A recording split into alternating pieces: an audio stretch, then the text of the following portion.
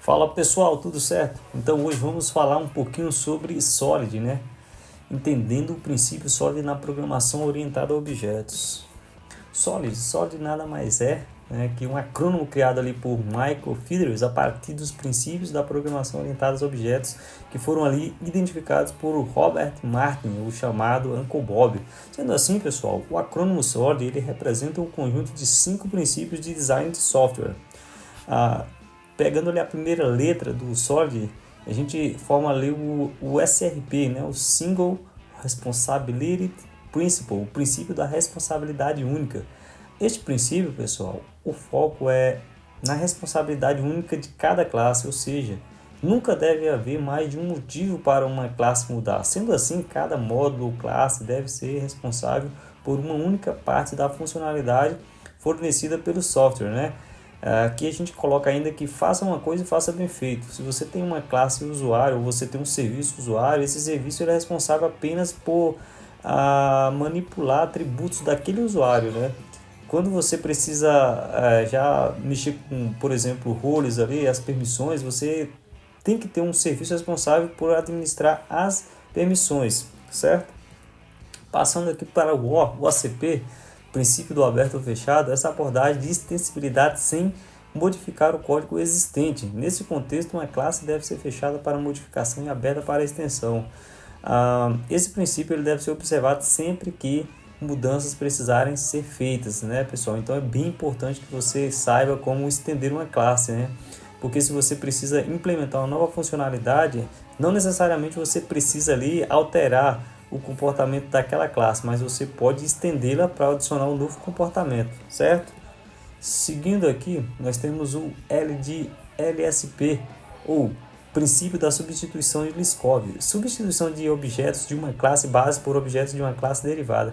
Em outras palavras, uma classe derivada deve ser substituída por uma classe base sem quebrar o código. Isso requer que a subclasse se comporte da mesma maneira que a classe base. Pessoal, talvez eu diria o princípio mais que gera mais confusão na cabeça das pessoas.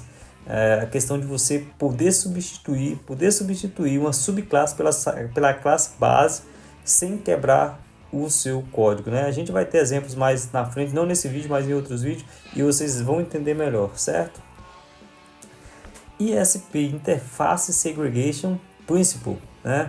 Princípio da segregação de interface. Múltiplas interfaces específicas são melhores do que uma única interface geral. Os clientes não devem ser forçados a depender de métodos que eles não usam.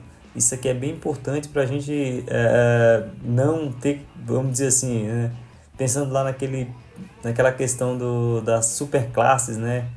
É bem importante você ter uma interface enxuta, né? Se a sua interface ali, ela é responsável apenas por validar um usuário, não tem por que você criar outros métodos forçando a quem vai implementar essas interfaces, sendo obrigado a implementar também esses métodos.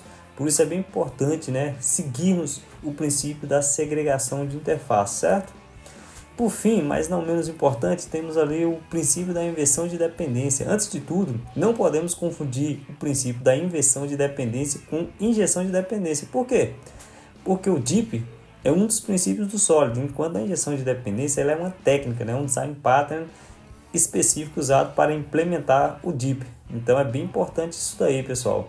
A injeção de dependência ela é bem importante, porque uma classe, pegando como exemplo de novo a classe usuário, ela não quer saber como, ela não precisa saber os detalhes da implementação da classe do serviço ali de permissão, como que é validada essa permissão. Não, eu só quero ir ali pegar a permissão de um usuário. E ali é quando a gente depende apenas da abstração, a gente não fica preso aos detalhes, né? Então é bem importante você se atentar para isso. Pessoal, mais na frente a gente vai estar fazendo aqui um curso fazendo um vídeo para cada princípio, vocês vão entender melhor. Por essa aula, por hoje é isso. Espero que vocês tenham gostado do vídeo, curtem e compartilhem.